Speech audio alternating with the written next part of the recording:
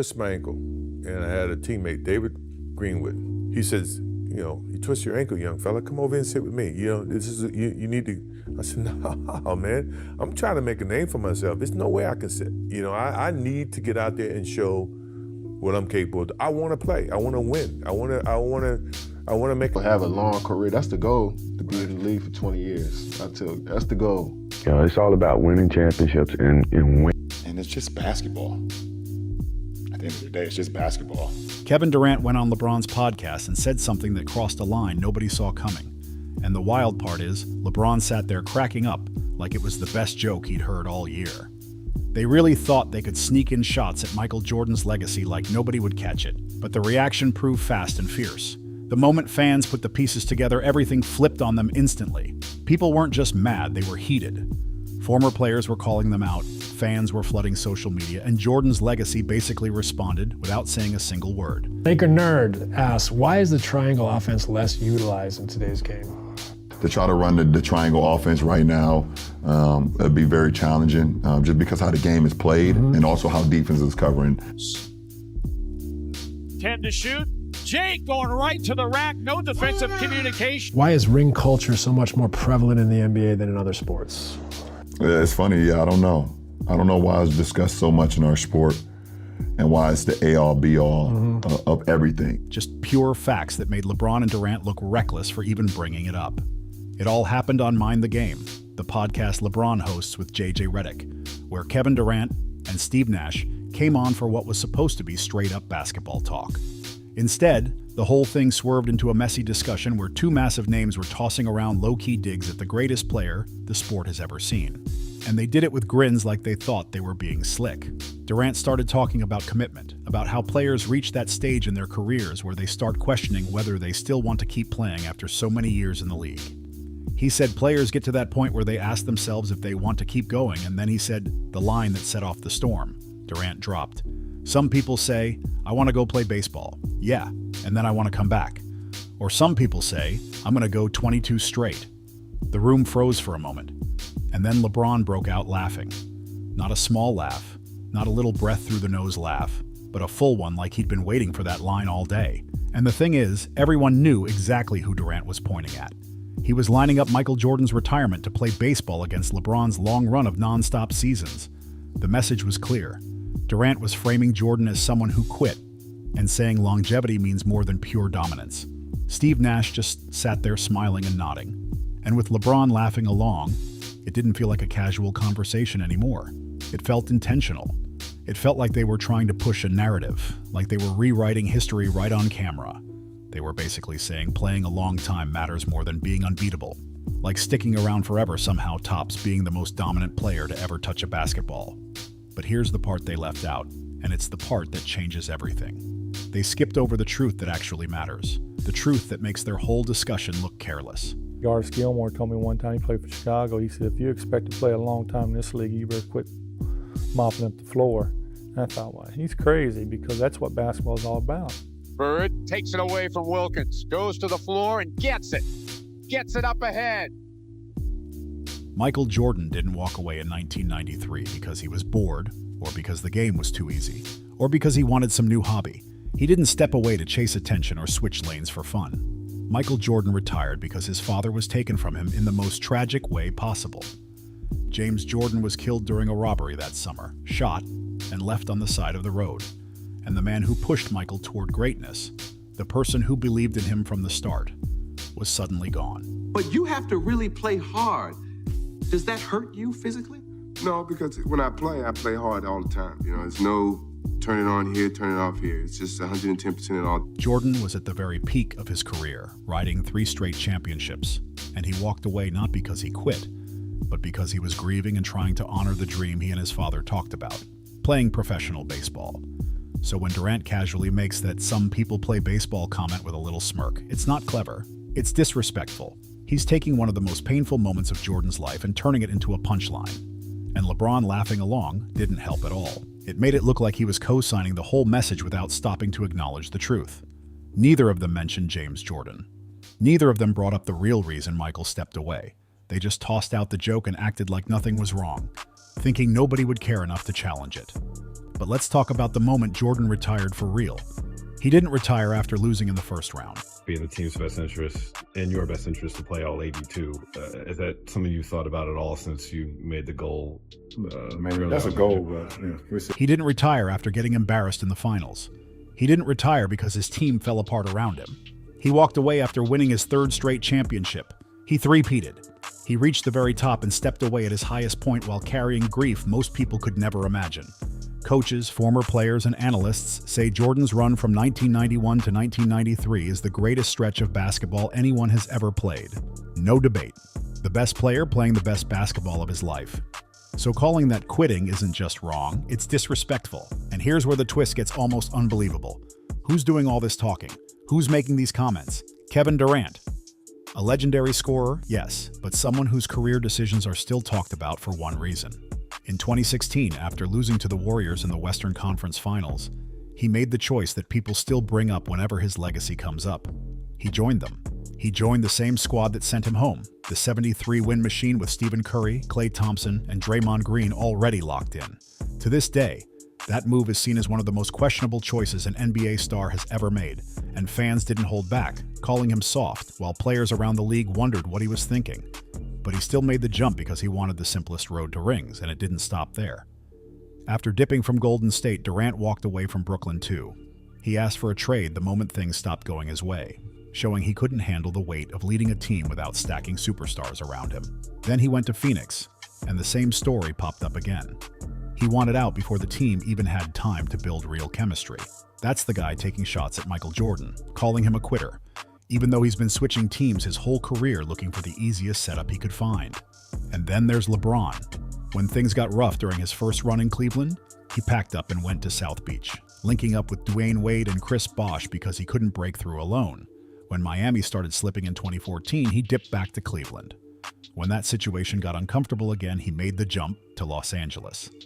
Every time the pressure hit, he found the quickest escape route instead of standing in the storm. You know, the fans are there to watch me play. I want to impress that guy way up on top who probably worked his ass off to get a ticket or to get money to buy the ticket. You really cared about the guy who sat in the top deck at the Palace in Auburn Hills to watch you when you came to Detroit? Yeah, because I know he's probably yelling at me and I want to shut him up. So if the guys are coming to watch me play, I don't want to miss that opportunity. Now, physically, if I can't do it, then I can't do it.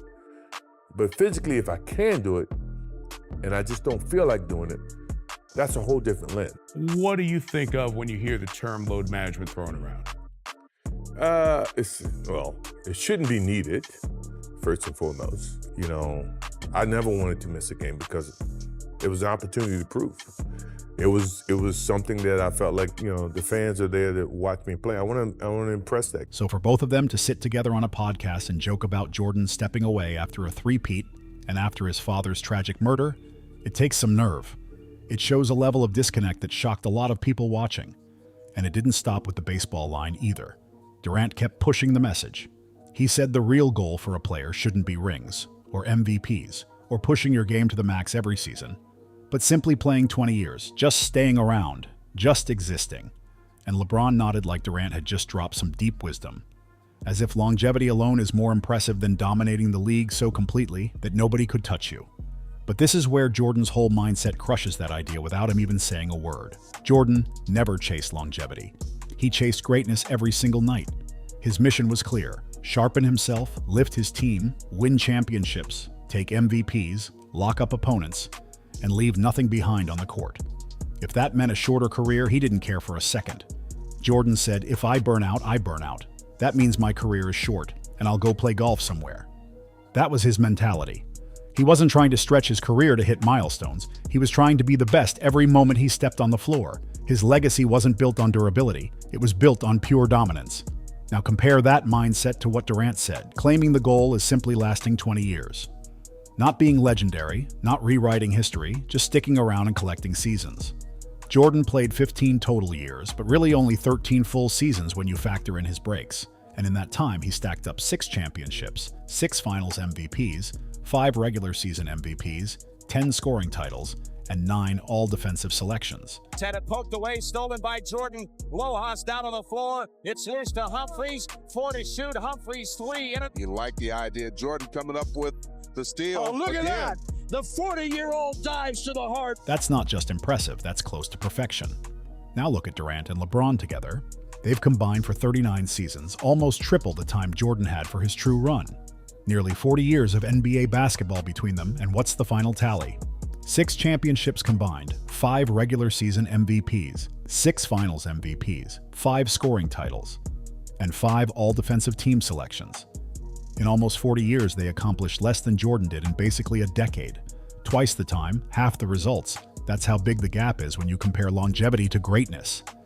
And Jordan didn't just talk about greatness, he lived it every day. When he came into the league in 1984, he played all 82 games as a rookie.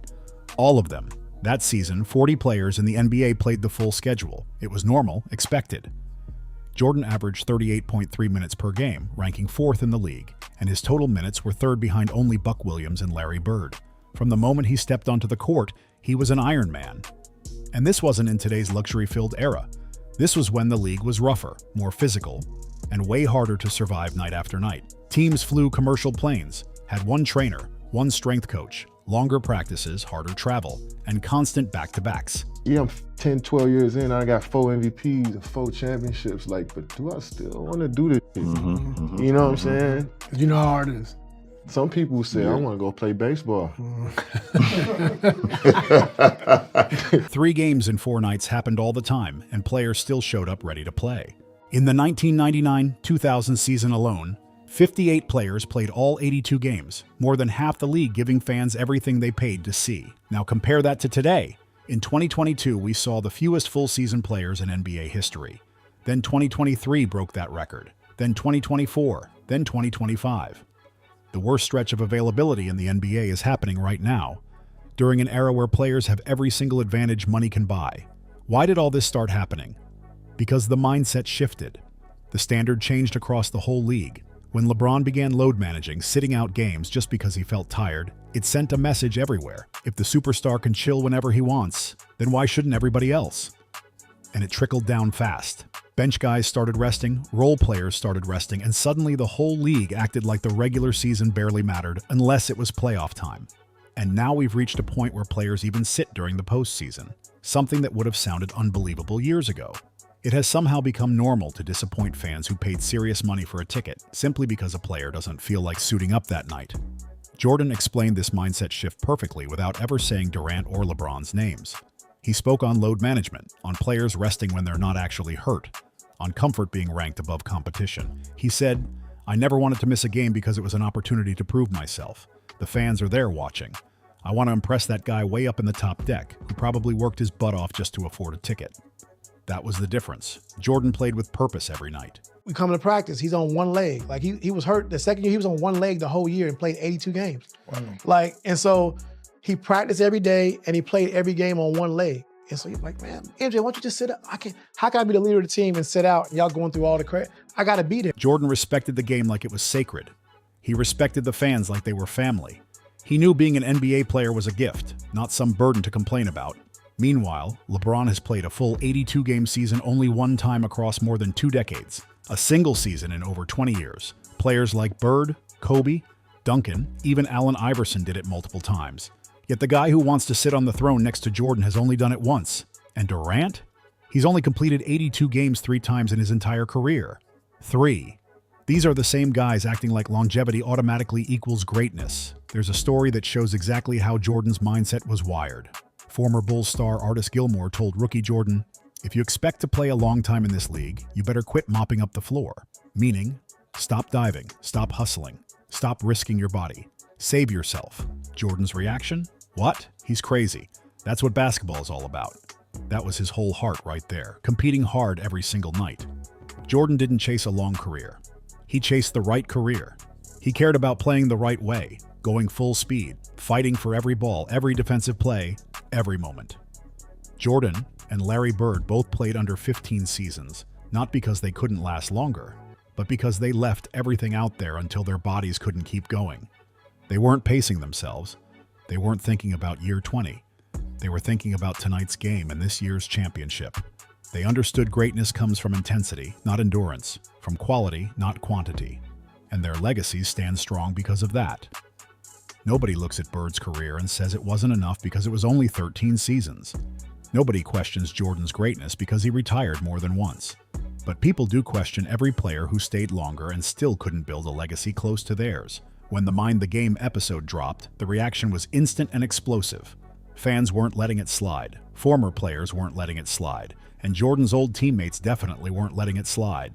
Stacey King, who won 3 titles with Jordan, went off. He sarcastically called the show the Cry Me a River podcast and called out LeBron and Durant for constantly trying to convince the world of their greatness. King said, "Great players don't have to tell people they're great. You let fans do that. You let people debate it on talk radio and podcasts. Players don't have to do that. We all know you're great. You don't have to tell us. When you start going around trumpeting that you're great and pointing out what separates you from everyone else, that's a problem.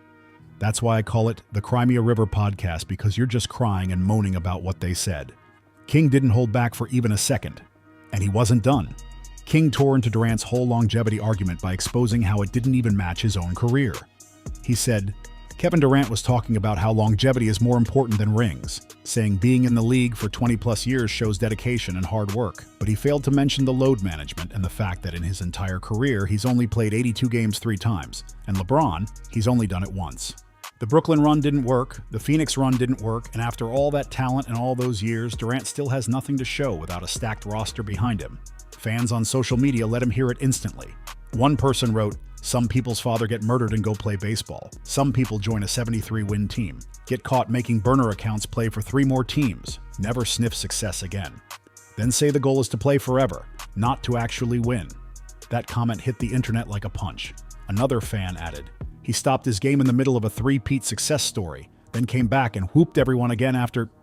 They can't even compare to his accolades. People were not pulling any punches. Durant jumped on Twitter, doubling down instead of backing off. He wrote, "Congrats to those people, and I'll say, MJ retired twice every day for the rest of my life. What are you gonna do about it?" He tried defending himself by saying the NBA game is faster now, with more movement and more stress on ligaments, but fans weren't having it. These are the same fans who know Jordan played in an era with hand-checking, real physical defense, and teams that didn't let superstars glide around untouched. The same fans who know Jordan played through injuries modern players would sit out for weeks. That's the part Durant and LeBron just don't seem to get. When you try tearing down legends to build yourself up, it blows up in your face. It exposes your insecurities. It shows you know deep down you're not on that level, so you try dragging greatness down to your height. Jordan never did that. Kobe never did that. They respected the greats who came before them and honored the game's history every time they stepped on the court. They built their legacies through performance, not podcasts, not debates about who quit, and definitely not by taking shots at the ones who paved the way. And here's the wild part. Jordan's legacy doesn't even need defending. It protects itself. NBC recently brought him back into the NBA family, not as a player, but as an ambassador, a leader, a voice to help fix the culture problems hitting today's game. That move says everything. Because even after retiring more than 20 years ago, Jordan still has more influence and pull than LeBron, and in some ways even Adam Silver. When Jordan speaks, people lock in. When Jordan says players should show up, compete, respect the fans, that message hits harder than anything coming from podcasts, tweets, or highlight clips. That's Jordan's real answer to Durant and LeBron, not a comeback, not a rant, not a social media war. His response is the fact that his relevance hasn't faded a bit. His name still carries more weight than any player in the league today. His voice still sets the standard.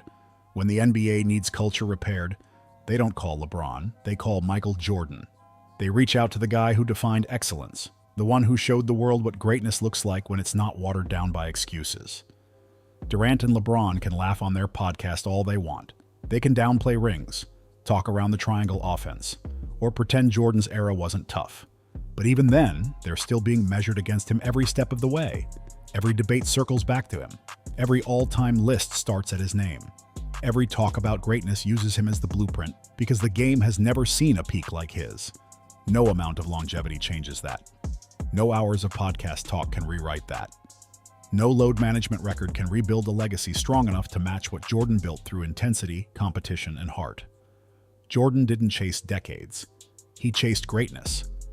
And greatness doesn't need 20 years to prove itself. It needs one moment, one game, one season to show the world exactly who stands above the rest. Jordan had 13 seasons of pure domination, 6 championships, a perfect finals record. 10 scoring titles, 9 all-defensive selections, 5 MVPs, and the greatest peak any player has ever reached. Durant and LeBron together, with almost 40 combined seasons, still haven't matched him. And deep down, they know they never will. So yes, Michael Jordan responded to Durant and LeBron, but he didn't need to say a word to do it. His legacy speaks louder than anything they can say on a podcast. His mindset speaks louder than any joke they can make. His approach to basketball speaks louder than any stat they can put up today. Because when people think of basketball greatness, they think of Michael Jordan. Not longevity, not load management, not podcast debates, just pure, unstoppable, undeniable greatness. If you believe today's NBA needs to get its edge back, hit that like button. If you want players to start respecting the game and the legends who built it, drop a comment. And if you want more breakdowns revealing what's really happening in the league, hit that subscribe button, because this conversation is nowhere close to done.